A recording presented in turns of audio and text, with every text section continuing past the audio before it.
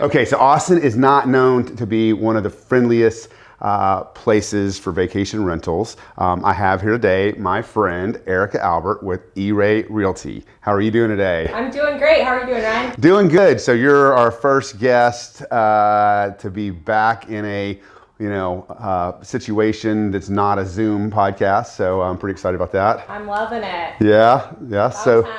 So, you and I have known each other for a number of years. I think you started your brokerage, 2-3 years ago?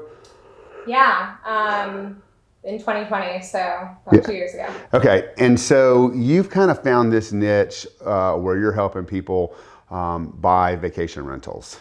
Yeah, it's actually something I had a background in, and tell me about that. That's right. I think you told me this before. You worked for Turnkey. I did. So I had a background in hospitality and hotel management, and then I ended up working for Turnkey Vacation Rentals, which was started by a bunch of the ex-HomeAwares.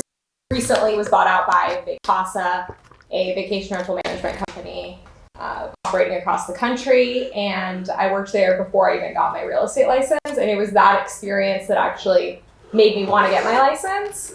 And it took me a while to realize that was my niche. Yeah. It really wasn't until 3 or 4 years after I Gotcha. got my license that I realized that I had this unique experience that not many people had in the real estate industry when you're doing that and selling. So before you were just kind of selling property, which you still are, everyone has several things that they work on, and you grew up in Westlake, is that right? Correct. So you work in that area as well?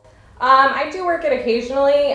The short-term rentals really take me into areas where the legislation, the local rules allow such uses, and Westlake Hills is not super friendly towards that. So when you decided that you were going to go on this niche, how did you market yourself? How did you find the clients for that? Where did you go when you started that? So it's really interesting, actually. I just started trying to figure out all the different rules and really get a really clear understanding of what they were. And then I started blogging about it. And I didn't really think anything of it. I just wrote down, what I learned so that I could come back to it and reference it in the future. And over time, people just started finding it. And I wasn't paying for any Google AdWords or anything like that. I never did any paid marketing. It just organically, the more articles I wrote, the more information I gathered, I would write another article, and then the more people would find me. Gotcha. So, okay, before we get into the nuts and bolts of what the current rules are, take me through the history of vacation rentals in Austin. Wow. So my history of it is going to be limited, but I think about 8 years ago is when they really took the laws into effect, and they're some of the strictest laws in the country, and they basically define short-term rentals in the city of Austin under 3 different types, and that's the owner-occupied, the non-owner-occupied, and the multifamily. Okay. And I'm not sure that was the first legislation, but that was the one that had the most effects. Gotcha. And so at that time, I think at the time what they did, because I have a permit for one, and at the time they issued a moratorium on it, on getting new type. So type 1 license is an owner-occupied license, right? Type 2 is an investment license. So just to be clear, type 1 is one you own the home, you're going to go out of town for a few days, you rent out for South by Southwest. They define that as having a homestead exemption on the property. Gotcha. So type 2 is a completely investment one. You don't live there, you're strictly to do vacation rentals. That's the one they put the moratorium, they put the moratorium on. Correct. And that legislation was passed many years ago, and it stipulated actually that so they haven't issued any new type 2 permits, those investor-owned permits, for quite some time. But what was really strict and unusual about this order is it actually said that they were going to make those that had a license, such as yourself, cease operating in April 2022. Yeah, right now. Yeah, that's interesting. Yes. And so there was a lawsuit brought about by some homeowners that I think they had bought a property specifically for this, and then the city comes up and says, "Oh, you can't do that anymore." Right. And I think the thought at the time was that Mm-hmm. that was going to allow for type 2s to be reissued, but that's not what happened, is it? Correct.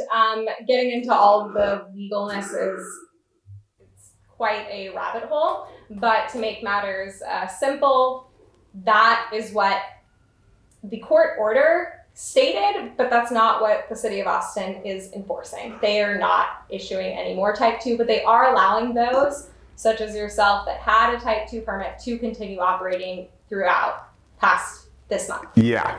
So in other words, if it wasn't for the lawsuit, we would have to stop our Airbnb and get long-term tenants to Switch stay. to a midterm or a long. Yeah, to stay in compliance. Okay. So what is type 3? So type 3 is multifamily. Mm-hmm. And this one's really interesting. So mostly I'm looking at condos when I'm thinking about type 3, but it also applies to apartments. And it's really interesting because it doesn't apply to all condos. It doesn't apply to our condo regime properties. Right. It only applies to true condos. And type 3 then has 2 sections. You can be an owner-occupied or a non-owner-occupied under type 3. And those rules are quite different. So you can still get a type 3 permit, so a condo investor-owned short-term rental permit. Gotcha. Okay. There's stipulations. Right. Well, one of the stipulations has really had to do with the city. It's because of the COA, condo owner associations, typically don't allow that. Exactly. I've spent so much time looking through HOA docs, and it's exhausting, and they're constantly changing too. So that's one of the biggest things I'm advising my clients is even if this HOA allows them right now, or they don't prohibit them, they could pass an amendment in the future and you could no longer be able to do this. Right. Okay. So that would lead one to believe that if you want to stay compliant with Austin's rules, that you the only thing you can do is own a property as a homestead and rent that out. Right, or those very few condos. The very few condos. In the city limits of Austin. In the city limits of Austin, which brings us to the next question is there a market outside of the city of Austin for vacation rentals? Absolutely. Yeah. I think that there are many areas that are performing quite well, and there's areas that you would think would perform well that are performing well, and there's areas that you wouldn't think of that are performing well. Yeah. So typical, you'd think, oh, a property on Lake Travis, like that's going to do well. People want to get out on the water and have a good time. Very obvious. Now, not so obvious, Round Rock, Pflugerville, some of these northern suburbs, they're actually doing quite well. Why is that?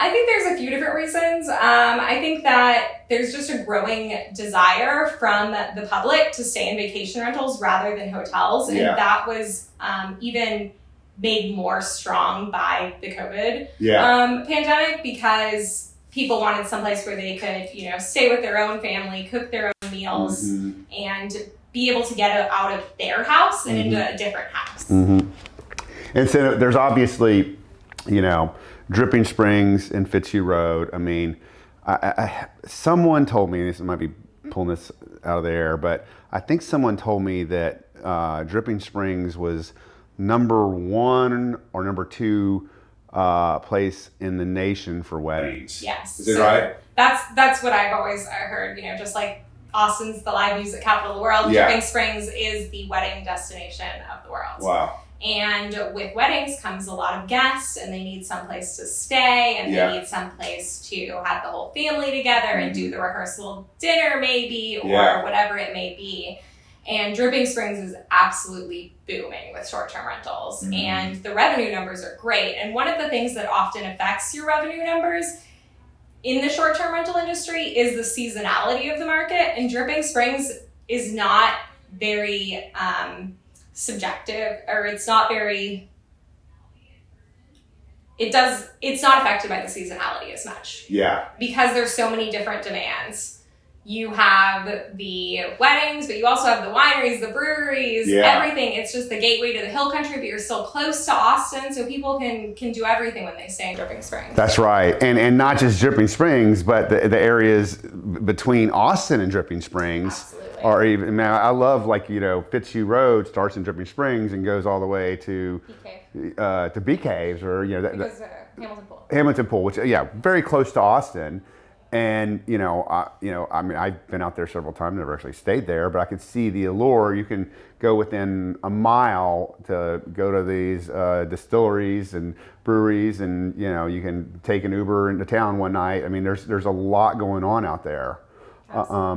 What about like North Austin or like north of 183 and south of Ben White? I know they're not in the city limits, but if I look at these areas where these breweries are popping up, like St. Elmo and the north of 183, I can't remember the word, right off of, is it Howard Lane? Anyway, where those breweries are you seeing people wanting to get vacation rentals that are closer to that, or that's just not there yet? Everyone wants to be as close to the city as possible, but those are within the city limits. Yeah. And most of the people that I speak with are primarily looking for something that's an investment property, and they want to be able to use it from time to time. Okay. So everyone wants to be as close as possible, but most people aren't willing to operate illegally. Gotcha.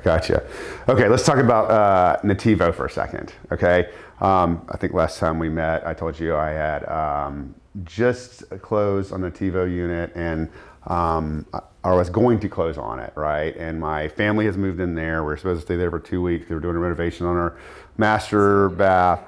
Yeah, it's been about 5 weeks now. Yeah, and I think we have another 2 left.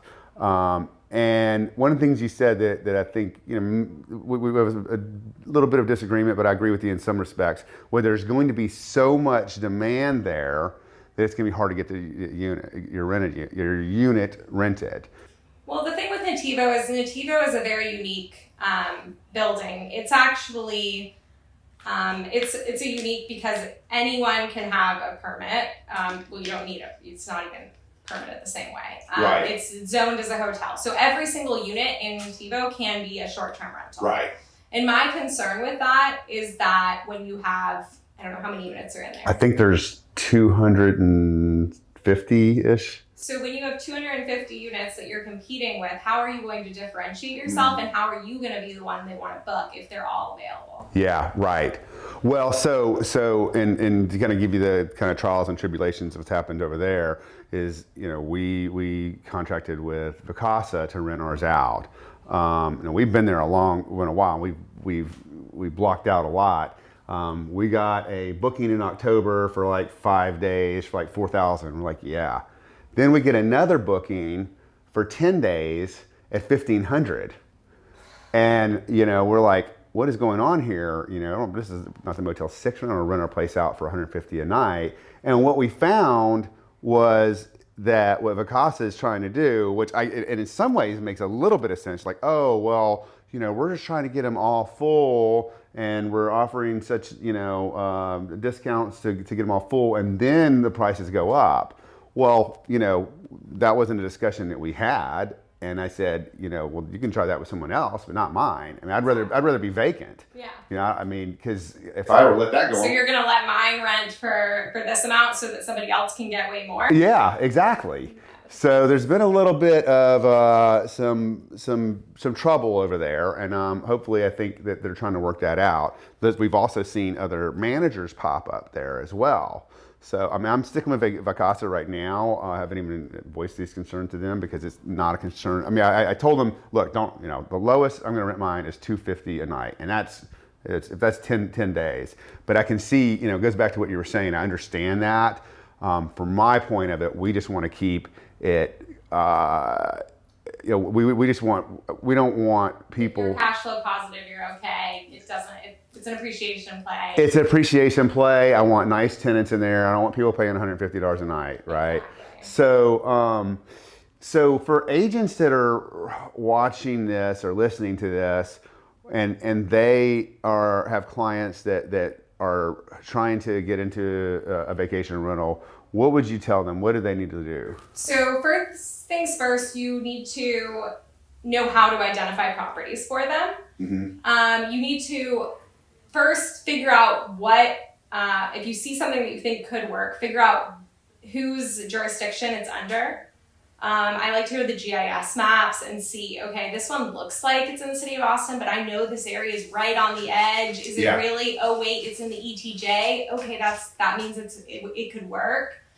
So first figure out which jurisdiction it's in, what their rules are for short-term rentals. Okay. And then to check and see if the HOA allows it. Yeah.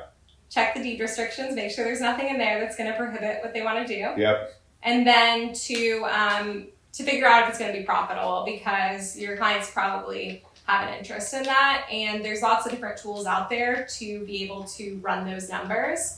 So what are those tools? Yeah. So you can use AirDNA's Rentalizer. There's another one, data.rabu. I like data.rabu because you can run specific comps. The Rentalizer can be subjective. AirDNA's Rentalizer, when you're looking at areas that are near the water, it uses averages. So if you're looking at a property that's not waterfront, it's averaging in those ones that are waterfront. So you have to be careful with that. Sure. It's just like finding comps for a normal rental. It's just a little bit harder to find those exact annual revenue numbers. Right. Well, it's the same as a regular rental property. That's why you got, if you're gonna do that, you need to either partner with someone like you or like really spend your time and know what you're doing. Just like you need to spend your time to evaluate rental properties. Yeah. So yeah. I think that also agents should know to let their clients understand the potential risks. Make sure that you tell them that you're not a lawyer. You've looked over and this one makes a preliminary. You think this one could work, Yeah. but it's a huge liability when you're trying to tell them what they can and can't do based on documents that may or may not be 100% current. Because I'm usually using like tax county record documents to base these decisions. And so I always say that up front so my clients understand. And then you can also protect them by covering the use in the contract. Got you. Oh yeah, that's right. Objections to title. Yeah. So great. Yeah. So what about the fear of annexation? Yeah, I get that question a lot.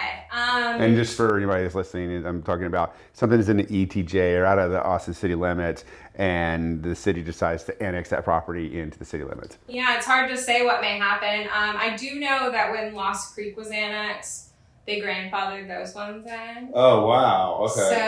So that says something, and that was with the city of Austin. But really, I mean, it's going to be a case by case basis. Just like with anything investing is a risk. Things could happen at any point. You just try to mitigate those risks as much as possible. I think one other point that I probably should have touched on earlier is that a short-term rental is any rental that's less than 30 days. Yeah. So, worst case scenario, you could always go to a 30+ day rental, and you're going to make more money doing those midterm furnished rentals than you would doing a long-term rental. Not as much money as you would if it was pure short-term. Yeah, but that's a good point. I think there's a huge market for that. I mean, people are moving here by the droves, and they don't want to be forced into a hotel and then look out for buying. I mean, you could rent. Anybody would rent. There's such a market for people that are looking for 2, 3, 4 months rent. Oh, absolutely. And we see it every day when a home isn't completed by a builder in time, or when they have to sell before they buy, and they need that couple months where they're someplace else. Yeah. Just in the real estate industry. And then there's all of the people that now have work from home, and they're doing this nomadic lifestyle, and they go to a new city every month or two. Yeah. So there's lots of other plays, and so those would be allowed even if a property that was in the ETJ was annexed, something like that. Yeah, I met a guy at Vacasa that had just moved in last week, and not Vacasa, Nativa, that moved in last week, and he was a Google executive, and he's renting a 1-bedroom for 6 months for, I think it's a small 1-bedroom for like $6,000 a month. Yeah, that is insane. Okay, what about management? What do you do for management? Do you manage yourself? Do you refer it out? So that's another really good question, and something that all agents listening, you need to have all of your vendors on hand. Yeah. And so one of those key pieces is the management. So you can either do self-management or you can outsource it. Short-term rentals vary in management fees, but they're going to be a lot higher than your long-term rental management fees. And so that's something to be aware of. You can anywhere from 15 to 30%. Yeah, and the average is usually around 25, right? Okay, so if anybody's watching this, I would love to hear what their experiences are watching, listening, watching on Facebook, watching on YouTube. Drop in the comment section what your experience is. What are you seeing for an average on vacation rental management? Are your clients interested in them? Okay, so next I wanted to just talk about what do you see the future for vacation rentals, because there's so much going on in Austin. And then so many of these outlying cities, we've got little entertainment districts going up everywhere. And in South Austin, you have, Moon Tower Saloon. These places are popping up everywhere. Are you seeing more opportunities for vacation rentals? Yeah, I am. I'm seeing more opportunities every day, and I'm seeing the demand for them increase every day as well. What I foresee in the future, really interesting. What's going to happen in Austin? I'm not really sure. One of the key elements here is that there's a lot of tax revenue that comes from these short-term rentals. It's what's known as hot tax, hotel occupancy tax. And in the past couple of weeks, we've actually heard from a few different local artist groups that have went to the city and said, hey, make our short-term rental rules more lax. We want to get some of this hotel occupancy tax money. It can be used by the city to increase funding to the arts. Like ham, fun. When you say arts, you mean? I mean music. Music, art, creative arts. Yeah, art, to make our city more affordable for the people that are actually performing here, right? Yeah. I think ham does insurance for artists, right? And so are people lobbying for that? So yeah, that's something that even in the past 2 weeks, I've seen that happen. So So we'll see how that plays out. The biggest thing is it's how can we keep Austin affordable and also increase the ability for investors to operate these short-term rentals, because they are competing with our everyday buyers that just want to live here. They are, but here's the situation, the way I look at it, right, is that before the moratorium, there was a reasonable rule where it was no more than 5% in any zip code. That is really interesting that you brought that up, because we never even got close to getting to those max. Right. Those max percentages. So I think that was a great rule if they had just let us fully. Right, because now what I'm seeing people do is they're breaking the rules. Right, now people are just operating illegally. The city's not getting that tax income. Yeah. And it's just, no one's winning. Yeah. Okay. This has been great. So tell everyone where they can find you. The easiest way to find me is at shesellsaustin.com. You can find all of my social handles on there. Okay. And then, another thing, for those that are watching this, we have got another video. There should be a box above my head somewhere that is going to talk about the opportunities that real estate agents have for the tax values going up. As you know, tax values have gone up. I think the tax assessor says that it's up across the board at least over 50% for every person there. With every challenge comes an opportunity, and we're going to talk about that in our next video. And Erika, what about your Instagram? I know you have you on Instagram. Yep, you can find me at E-Rae Realty or She Sells Austin. Awesome. Well, thank you for coming in and telling us about your expertise. Thank you so much for having me, Ryan. Okay.